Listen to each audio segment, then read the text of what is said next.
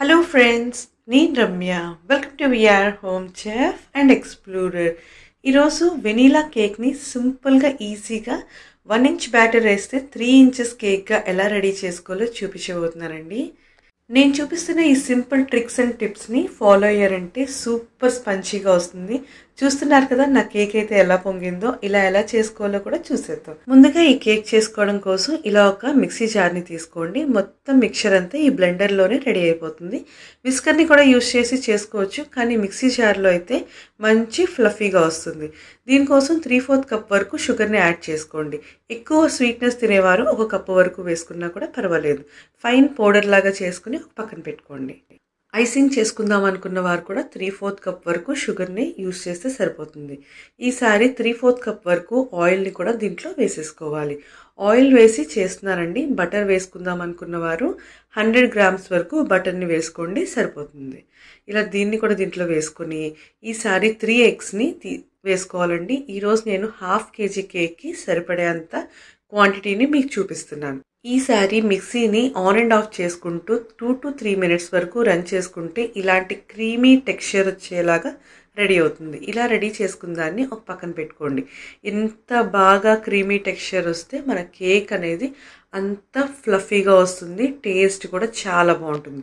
ఈసారి ఒక mixing bowl తీసుకొని దాంట్లోకి స్ట్రైనర్ పెట్టుకొని 1 కప్పు ఇంకా 2 స్పూన్స్ వరకు మైదాని యాడ్ చేసుకోండి. ఈసారి 1 టీ స్పూన్ ఆఫ్ బేకింగ్ పౌడర్ని కూడా వేసుకోవాలి. టేబుల్ స్పూన్ కాదండి, టీ స్పూన్ వేసుకుంటే సరిపోతుంది. దీన్ని ఇలా మొత్తం అంతా జల్లించేసుకోవడం వల్ల ఫైన్గా రెడీ అవుతుంది. లమ్స్ అనేవి కూడా ఉండవు. ఈసారి ఆల్రెడీ రెడీ చేసుకున్న మిక్చర్ని కూడా దీంట్లో వేసుకుని స్లోగా మిక్స్ చేసుకోవాలి. ఎక్కువ స్పీడ్గా మిక్స్ చేయకూడదండి. ఎక్కువ స్పీడ్గా చేస్తే కేక్ అనేది గట్టిగా వచ్చేస్తుంది.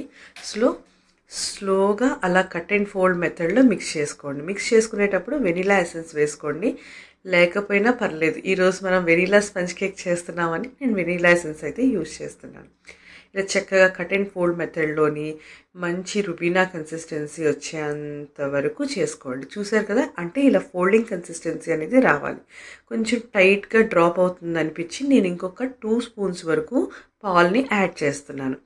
ఇలా చక్కగా ఇంకొకసారి కలిపేసుకొని ఇలా బ్యాటర్ని రెడీ చేసుకుని ఒక పక్కన పెట్టుకోండి. బ్యాటర్ని రెడీ చేయడానికి ముందే కేక్ టిన్ని గ్రీస్ చేసుకుని ఉంచుకోవాలండి. అది ఎలా చేసుకున్నానో కూడా మీకు చూపిస్తాను, చూసేయండి.